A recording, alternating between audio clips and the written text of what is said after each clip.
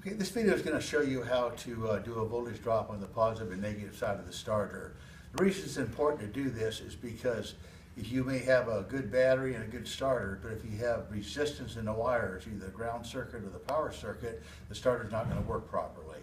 So the maximum voltage drop for the positive side of the starter is 0.2 volts. You add the solenoid to it, it'll be 0.3 for a total of 0.5. The negative side, of course, is 0.2 only.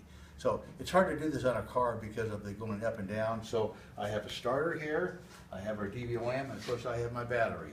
So let's go ahead and do the positive side. There's two different tests we'll do on this. We'll want our DVOM hooked up to voltage. And we're going to put our red lead on battery positive, and we're going to put our black lead where the positive battery cable bolts to the starter. We're going to disable our ignition system, and we're going to spin the starter for 10-15 seconds.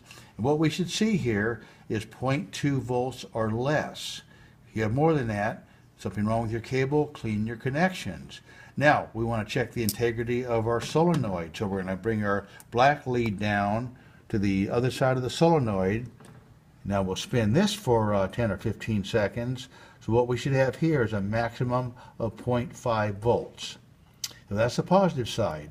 Now the negative side is important also because if your mountings are bad or you have a bad ground strap, then it can't return to the battery. So we're going to put our red lead on the case of the starter, our black lead on battery negative, and we'll turn it over for 10 or 15 seconds, and we shouldn't see over 0.2.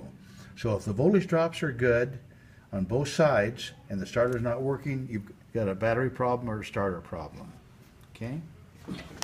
That should do it, David.